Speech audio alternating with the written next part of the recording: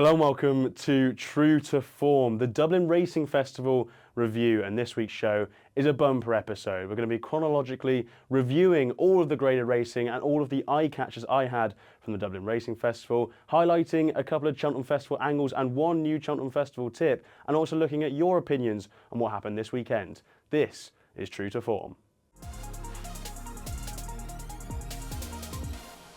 Yes, we had the Dublin Racing Festival on the weekend and the Grade 1 Scilly Isles Novice Chase. A fantastic weekend of action. I was there in Dublin to watch it with my own eyes and it was great, but obviously missed the first day with it being postponed to the Monday. I think we learnt plenty, got plenty of questions as well. Let's just dive straight into it. First of all, I'm going to start with the Grade 1 Extended Novice Chase, the one that had Farm Demand go off favourite and was won by Kate Doughty. I think you can walk away from that race pretty concerned about Farm Demand for Cheltenham.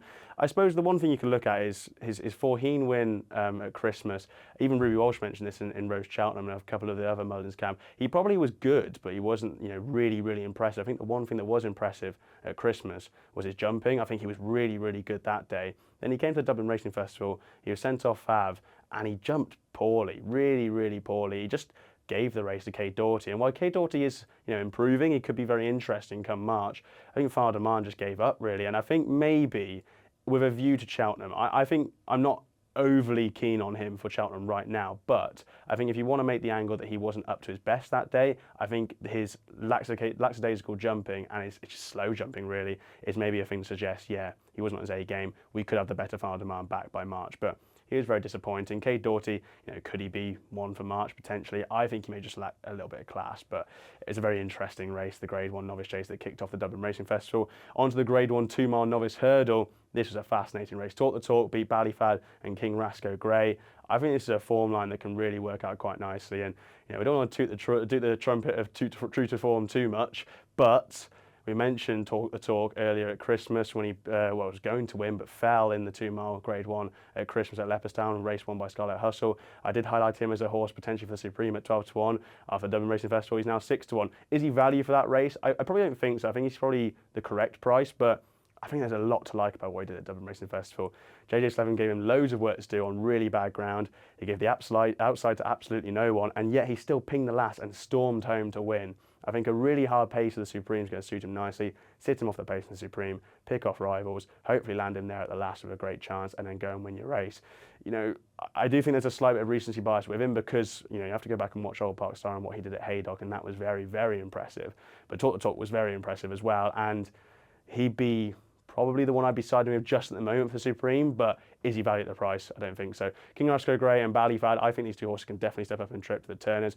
I'd actually arguably say that I'm probably more impressed by King Rasco Grey. I was a bit windy on the horse coming into the race. I've come out of it thinking he travelled really nicely, he jumped really well, got a little bit outstayed there at the end, but I think just maybe conditions didn't suit him all the way to the ground. It was a really nice run, his first start in graded company, second start over hurdles. So King Rasco Grey, I think, could be a definite player in the Turners. Now, the Grade 1 Dublin Chase, Marine Nationale beaten. I saw Barry Connell getting a bit of flack on social media after that, having his previous comments that he said coming into the race. Majborough, very impressive. I think Timeform labelled him as the best horse in training now after that performance.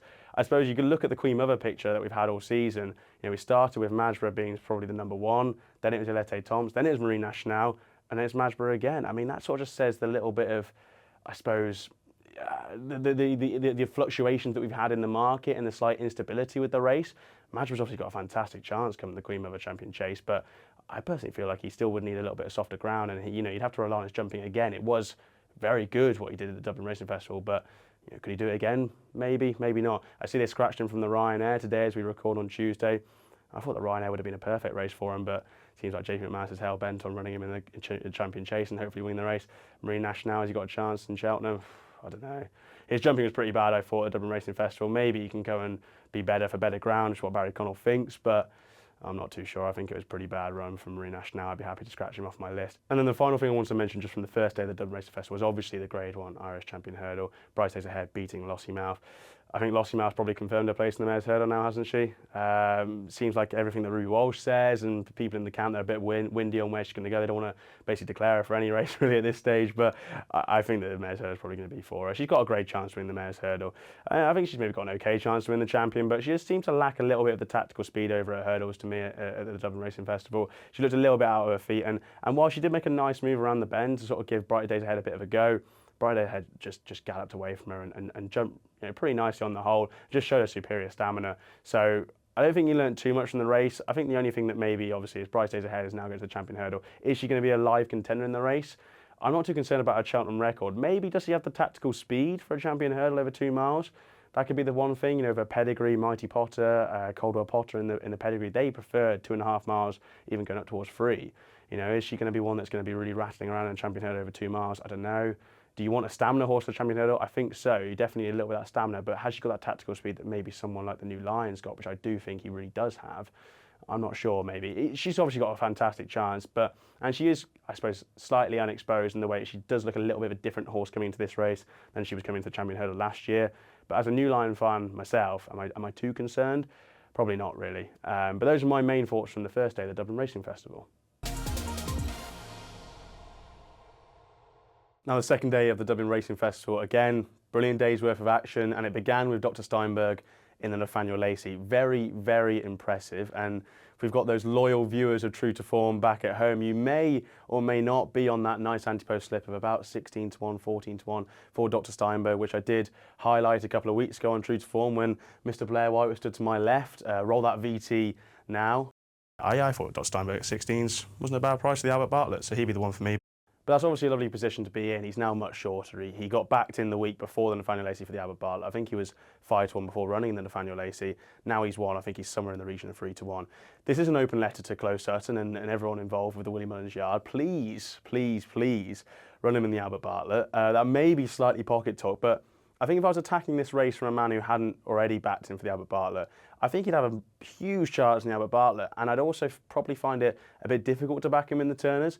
I think he did all his best work late. I think that's the main angle behind him, really. He was not slightly outpaced early on because he was keen for out, and maybe that's the angle to run him in the Turners. But he lost his position a little bit in the first mile to my eye, and maybe that was just Paul Townend settling him down. I don't know, but I thought he did everything well in the final mile, half a mile, and you look at that and then you go, would you want to bring him to backing down in trip to the Turners, or would you happily just let him go on bowl on in the 3 miler in the Spud race?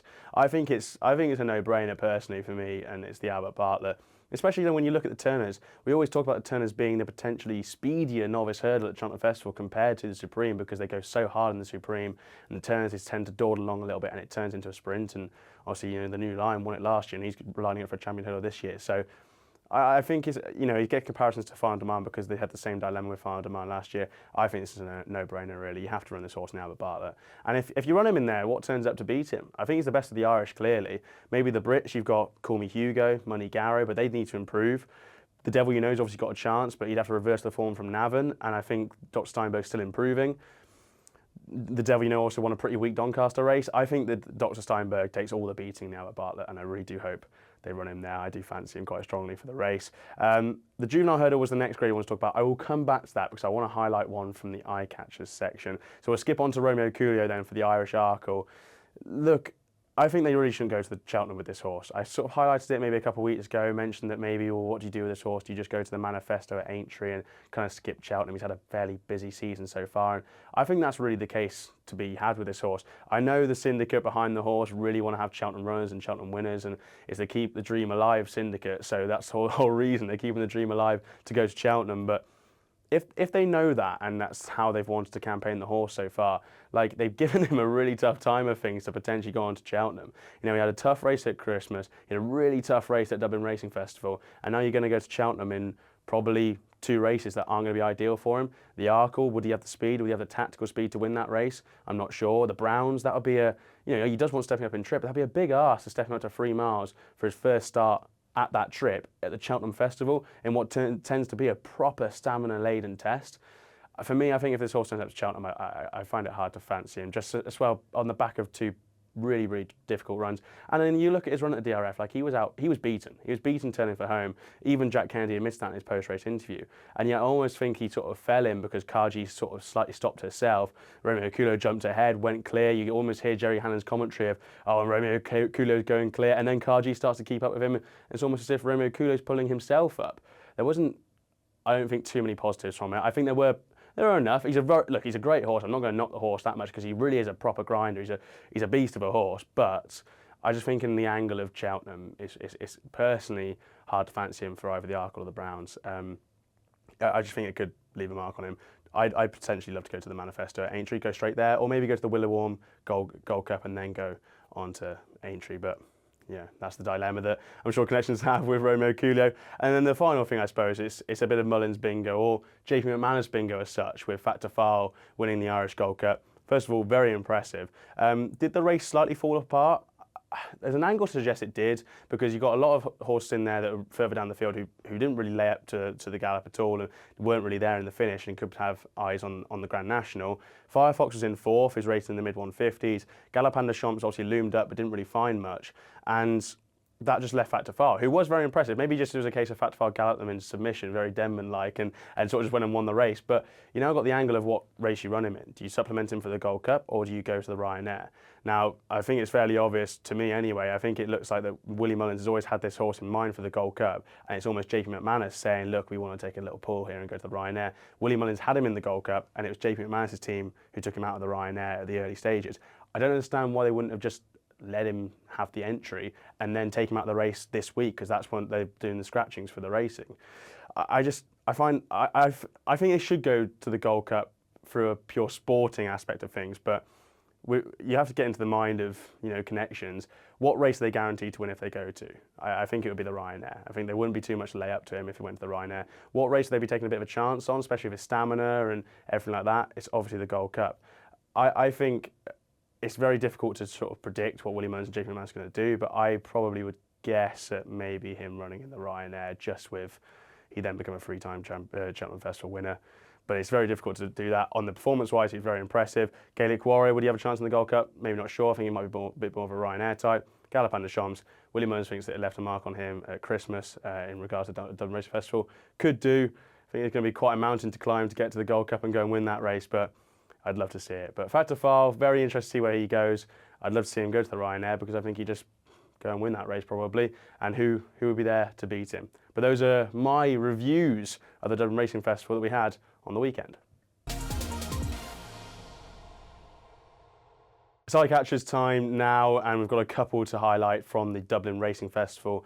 And I promised you a little bit of a talk about the juvenile hurdle, and I'm just going to mention it here. Selma de Varia I thought was very interesting in second, finishing behind Narciso Haas in the Rich Richie Silks. First start for Willie Mullins. Plenty of hype coming into the race. I think she was a big enough price when first entries came out and first markets came out. Then she was backed into single price. She was sort of 8-1, 17-2 around that. And she ran a really, really good race, I thought. She loomed up nicely. She was sort of ridden like she wasn't probably going to win the race. She was given plenty to do anyway at the back of the field. She was basically give Narciso Haas 6 lengths from the start. Jumped the second last really, really nicely, loomed up nicely, got the last a little bit sticky, but then stayed on through the line. She does have a little bit of a tendency to just have a look at things. I think she's still a little bit of a raw individual. She was looking a little bit at the last, she looked a little bit at the crowd, she jumped the last, she was then sort of hanging to her right a little bit, and Paul Tynan had to really wrestle her back in, but she was still very, very impressive. Now what do you do with her? Is the angle to take on Narciso Haas potentially going to be a Selma de Varia, or would you potentially look at the Mayor's Novice Hurdle?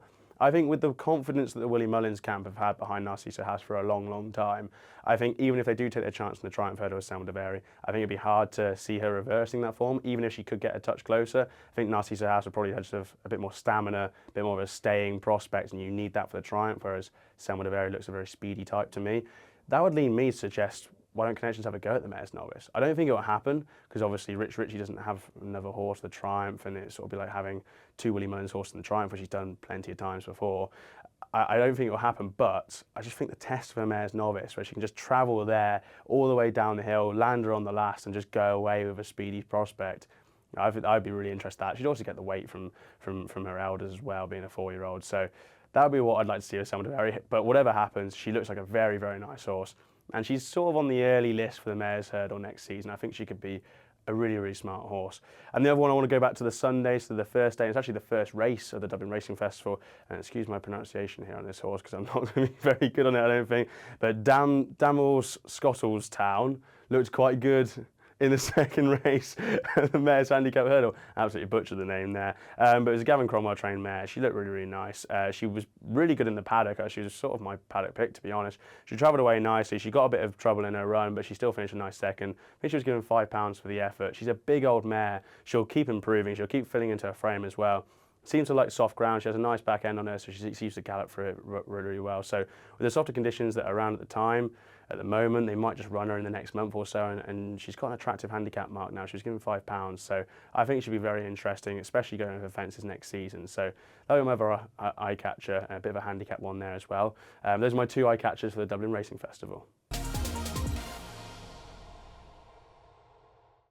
Now, I promised at the start that I was going to talk about a Cheltenham Festival fancy on the back of this weekend, and I've got one for you, and it's in the Brown Advisory, having looked at Farm Demand and Cade Doughty and what the picture looks like. For me, the horse that I want to be on is 6 Mile Bridge. I thought he was very, very good in the Scilly Isles, and he's still a very massively unexposed horse. He's unbeaten over fences. He's got a good Cheltenham record. Yes, he was disappointing in the Turners at the festival last year, but he won a nice novice hurdle going into that, beating Potter's Charm. He subsequently disqualified for the race, but he was first past the post. He just looks like the archetypal type for the Brown Advisory, and yet he's still 12-1. I'd back him non-runner money back though, because there was talk from Fergal O'Brien after the race they could go to the Arkle with him. I would seriously think he'd have a strong chance in the Brown Advisory, and I think he'd have a weak enough chance now in the Arkle. That's just my personal opinion on the horse, and I think he just jumps really nicely. He gets into a nice rhythm, and he pretty much met every fence beautifully in the Scilly Isles. He got the 10th slightly wrong. I know the race slightly fell apart with Kit's Ball disappointing, having sort of unshipped Paul Townend at the time, and then Carlo Conti didn't really jump very well, but there was nothing that 6 Mile Bridge did that suggested that he was a bad horse there. He was very, very impressive. I see that, again, Tom Siegel in the Racing Post seems to fancy him. I'm on the same lines there. I think he's got a great chance. He's a great each-way price. And what looks like a murky picture, the Brown Advisory, for me, could be one for 6 Mile Bridge, and hopefully Fergal O'Brien to get his first Cheltenham Festival winner. So 12-1, non-runner money back. I'll take 6 Mile Bridge in the Brown Advisory. And finally, from the audience, I asked for your opinions on the Dublin Racing Festival and the whole weekend. What horse do you really like from Dublin Racing Festival in regards to Cheltenham Festival?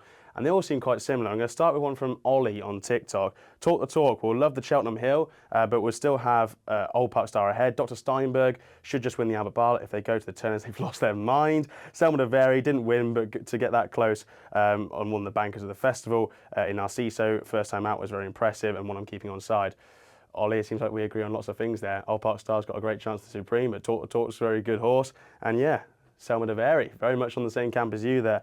Charlie on TikTok, you can't back Brighterdaysahead for the champ with his, or her technically, Cheltenham record. Yeah, I suppose that is an angle, but I think Gordon Elliott was saying after the race that Jack Kennedy probably didn't have his best day when she was beaten the Mayor's Novice, and it turns out she had a bit of a knee issue when she lost in Championship last year, which was slightly undisclosed, which is, I don't know what to think about that. So maybe a Cheltenham Festival record slightly elevated than what it actually is. And just finally, one more I want to mention, because a lot of people are talking about, Fat to File and everything like that, and all the JP McManus horses, which is, everyone seems to be agreeing on Narciso Haas and Fat to File for whatever race they go for. James Elsa, I still love the form line of Talk the Talk. Talk the Talk to win the Supreme, Scarlett Hustle to win the Turners, disappointed he didn't run. Well, again, we mentioned this on the form, on True to Form a couple of weeks ago now. Same form line of Talk the Talk for Supreme and potentially Scarlett Hustle for the Turners. It could be on, ladies and gentlemen. It could be very much on. But yeah, be interested to see how Scarlett Hustle goes. He might just go straight to Cheltenham, and if they set him up in trip, be very interesting. That's all for True to Form this week. Hope you did enjoy the Dublin Racing Festival review. We'll be looking ahead to the Cheltenham Festival in the next coming weeks as well. Hope you enjoyed. If you want to get involved, make sure to comment on YouTube. Fire me a DM on Instagram, TikTok, Twitter, anything. If you want it included in the show, please just let me know. Thank you very much for watching, and this has been True to Form.